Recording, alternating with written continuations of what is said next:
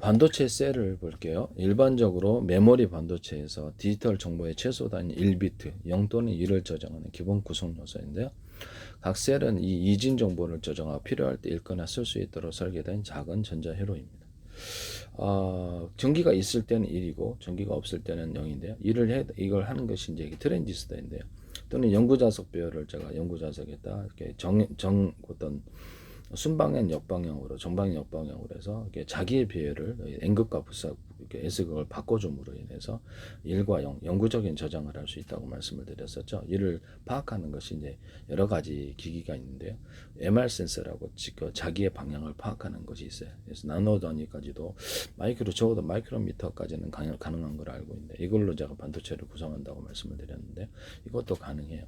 그다음에 어떤 구리 같은 거, 구리 같은 데에다가 이렇게 연구 자석을 반응하도록 놔서 전기성 피복처럼 전기가 쉽게 사라지지 않게 하고 구리의 알갱이를 대중소로 넣습니다. 전기가 전도되는 금속은 다 되는데 알루미늄도 되고 뭐가 금속이든 비금속이든 대중소로 들어가면 제 기술이에요. 그래서 전기를 걸어주면 이렇게 전기가 형성이 되고 대중소라는 이렇게 구리 알갱이를 왔다 갔다 전기가 그 안에서 흐르게 되고요. 모든 만분은 서로 평균하고자 원리에 따라서 서로 간에 이렇게 어떤 크기의 차이를 내서 왔다 갔다 하고 이렇게 연구 자석과 반응을 해서 계속 전기가 생성돼 전기가 있는 상태가 되거든요. 여기서 전기를 끊고 오랫동안 저장을 할 수 있어요. 여기다가 인비소라든지 어떤 질소 또는 흑연 또는 어떤 탄소를 첨가시키거나 할 수도 있어요. 또는 연구자석 자철석도 되고요. 그래서 전기를 걸어줘 가지고 이렇게 모든 알루미늄이라든지 아연, 망간 할 것들 갈륨도 되고요. 그다음에 금속에 상관없이 다 됩니다. 은도 되는데 비싸니까. 네, 은도 됩니다. 리튬도 이렇게 배터리로 갔을 때는 괜찮아요. 네, 리튬도 가능해. 그래서 이런 걸로 갖고 전기를 걸어서 전기가 있으면 1이고 없으면 0인데 전압을 이렇게 다시 다른 방향을 따라서 전기를 이렇게 빼버리면 됩니다. 그러면 없어지는 데는. 그래서 이거를 검진기를 이용하든지 검진기로도 마이크로도 있고도 가능한 걸 알고 있는데 전기가 있느냐 없느냐 종류가 많겠죠. MR 센서로도 하고 지금 현재 있는 반도체에서 전기가 있느냐 없느냐를 기술로도 파악할 수 있습니다. 이 부분을 제가 말씀을 드렸는데요. HD를 대체하거나 기존의 모든 반도체 기술을 다 대체할 수 있습니다. 이런 부분을 말씀을 드립니다.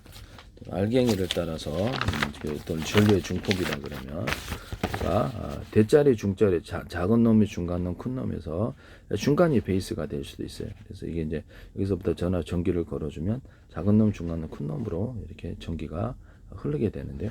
이것을 제가 이렇게 펠티어 소재로도 사용하고 트랜지스터 증폭 기능으로도 사용할 수 있고 가운데는 이게 스위칭 기능을 좀 되고요. 줄을 흐르겠다 안 흐르겠다 이런 장치를 만들어 놓으면 되고 여기 얇은 놈, 중간 두터운 놈, 아주 두터운 놈, 이쪽으로 두터운 놈 쪽으로도 이게 트랜지스터를 구성할 수 있는데 언어프 구조를 가지면 순방향, 역방향도 할 수 있고 일반적으로는 순방향으로 가면 되죠. 네. 이것을 작은 놈, 중간 놈, 큰 놈 이렇게 나노 단위로도 이렇게 해가지고 중간에 베이스를 주고 아니면 이거 없이도 작은 놈, 큰 놈 하면 이렇게 쭉 이게 전도가 중폭이 됩니다.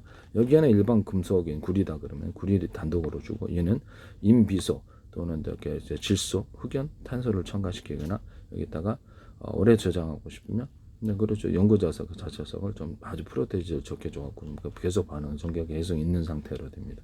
전기를 빼면 전기가 없는 상태가 돼요. 이런 식으로도 만들어질 수 있다는 말씀.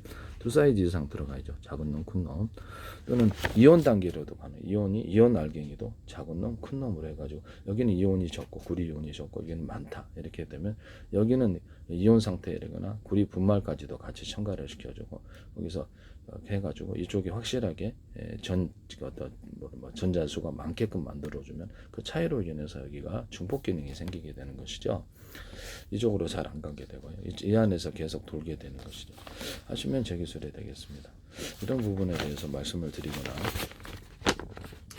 이게 제가 이렇게 이런 데다가 약간 두텁게 구리 반도체에도 두텁게 만들어주면 여기다가 알갱이를 대중소 들어가야 되고요. 구리 알갱이를 구성이 되어 있을 때 여기서 이렇게 수십 개나 수백 개, 수천 개에서 전기가 있느냐 없느냐에 따라서 이렇게 정보를 담을 수 있다고 말씀을 드렸어요. 플로팅 게이트로 만들 수 있다고.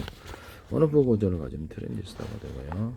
그래서 여기서 수천만 개, 수십조 개에서 가로세로 높이로 해서 영과 일을 따라서 그래서 저장 구조를 가져갈 수 있는데 크기를 따라서 크기를 따라서 일십, 백, 천만, 십만, 백만, 천만, 0, 1, 2, 3, 4, 5, 6, 7, 8, 90 이렇게 할 수 있어요. 트랜지스터 가지고도 크게 대중소, 그러니까 카패시터도 대중소 이렇게 돼 있는데 트랜지스터 카패시터하고도 이렇게 같이 묶어져 있는데 이 부분을 통해서도 이렇게 서로 간에 두 개 갖고도 할 수 있고요. 또는 주소 값을 가지고 그러니까 주소라는 것이 존재하는데 제 방식은 이게 가로 세로 높이로 좌표 숫자 방식 입체로 만들어 가지고 입체로 만들 때는 주소 값을 만들어 가지고 번호를 이렇게 부여하고 그래서 그 주소 값을 따라서 똑같은 크기라도 똑같은 크기의 트랜지스터나 카패시터라도 일십, 백, 천만, 십만, 0, 1, 2, 3, 4, 5, 6, 7, 8, 90 이렇게 할 수도 있다. 저는 광 저장 장치에도 말씀을 드렸는데요. 광섬유 끝단, 광섬유 끝단하는 것도 전구처럼 만들어 가지고 LED 발광술로 해서 발광을 해줘요.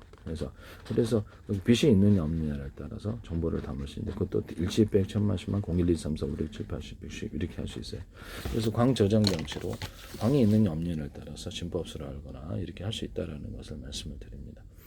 유무선 장치에서 안녕하십니까 어디 가십니까 식사하셨습니까를 78, 64, 24로 정해놓으십시다. 국제 표준으로 할 수 없고 마음에 안 드시면 우린 33을 해. 그럼 마음대로 하세요. 그래도 각각 정하기 나름이니까. 그렇게 해서 이거를 이제 현재 있는 진법수가 국제 표준으로 뭐가 돼 있든 간에 1번은 국제 표준, 2번은 이 숫자 방식의 전 세계 언어를 국제 숫자 방식으로 통일한 거. 3번은 또 다른 역사, 4번은 이렇게 하시면 제 기술입니다. 현재 있는 것과 공존할 수도 있다. 이런 부분을 말씀을 드립니다. 그래서 그 전 세계 여행객이 어디를 가도 78되면 안녕하십니까예요. 이렇게 정해놓자라는 거죠. 그럼 번역도 빠르고 이걸 이제 유무선 통화해서 또는 컴퓨터 언어와 인간 언어 공통 언어로 삼자는 것이죠. 하시면 제 기술이다. 그럼 지금 현재 있는 명령어도 컴퓨터 명령어도 다 숫자로 바뀌게 되리라고 생각합니다. 광도 똑같이 하는데 여기서 광을 78번 타타타타 하거나 또는 길게 주는 것은 이게 10단이고 여기서 1단이다. 그러면 약간 시간을 따라 길게 주고 짧게 줘서 7, 8로 보낼 수도 있어요. 되게 정보가 빠르죠. 또는 그럼 전기도 타타타타타 78 보낼 수도 전기 있다 없다. 길게 주거나 시간을 따라 짧게 주거나를 따라서도 이렇게 하거나 또는 전압을 전력의 단위를 크게 주거나 작게 주거나 이것도 빛도 전력을 크게 밝게 할 수도 있고 약하게 이런 것도 가능해요.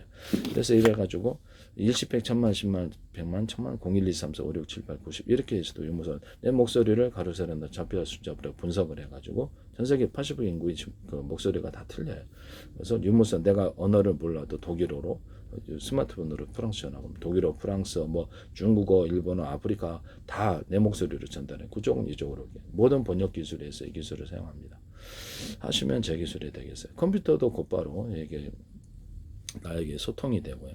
그래서 모든 문서 저장도 앞으로 이렇게 되리라고 생각합니다. 이 방법을 따라서 하게 되리라고 생각합니다. 구글과 이렇게 유튜브도 이렇게 제 방법을 따르시면 도움을 주셔야 될 텐데요. 숫자 방식으로 하면 정보가 축약돼서 엄청 정보 처리가 빨라집니다. 그래서 유무선 통화할 때도 유무수선만 그런 게 아니라 무선 통화에서도 이 기술을 가질 수 있다.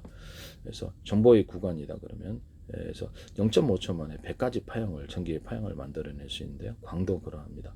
그러면 광전선저 레이저 광 통신이라든지 그러면 100가지 그것을 일십, 백, 천만, 십만, 백만, 0, 1, 2, 3, 4, 5, 6, 7, 8, 90 이렇게도 할 수 있고요. 전기 전송을 하거나 정보 전송할 때 이런 파동이 있다. 중간중간 이렇게 강하게 압을 좀 틀려진 부분을 대남 매듭 구조마다 전압을 강하게 줘가지고 뒷밀거리 앞밀거리 밀어내는 방식으로 그건 정보를 빼면 되죠. 빼고 계산하면 쭉 보낼 수 있어요. 하시면 제 기술이 되겠다.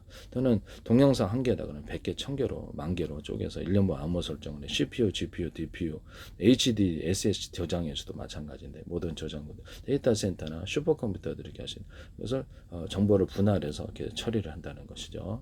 CPU를 대중소로 만들어 가지고 DPU란 뭐 DRAM 들었고 그것을 대자리가 직렬을 담당하거나 소자리가 중소 이런 데 또는 소자리가 이렇게 나머지 병렬을 50%가 담당하고 이런 식으로도 처리할 수 있어요. 이렇게 일꾼을 많이 만들어서 분할해서 처리하는 기술인데 연산도 그러합니다. 슈퍼컴퓨터다 그러면 100개의 컴퓨터가 있다면 연산을 분할해서 처리하고 다시 합산하고 정보도 각각 분할해서 저장하거나 다시 이렇게 불러들이고 이 기술을 쓴다는 거죠. HD나 SSD에 각각 저장할 수 있어요. 다른 곳에 직렬 저장할 수 있는 곳, 직렬에 많이 이렇게 논리적으로 저장해 놓은 곳, 그렇지 않은 부분적으로 저게 각각 이렇게 구간별로 이렇게 정량선을 쪼개서 저장한 것을 다시 합산할 수도 있습니다. 이 두 가지를 같이 합할 수도 있는데요. 배터리도 직렬과 병렬을 공존하게, 인버터도 그럽니다. 컨버터도 그렇고, 직렬 회로가 병렬 회로가 두 가지 같이 공존하거나, 큰 놈이 직렬을 하거나 병렬을 나머지 숫자리로 해서 합쳐주는 방식을 사용하시면 제 기술입니다. 인버터, 컨버터 이런 반도체에서도 이 기술을 사용하시면 제 기술이 되겠다. 남의 기술을 무단으로 사용하지 맙시다. 네네네.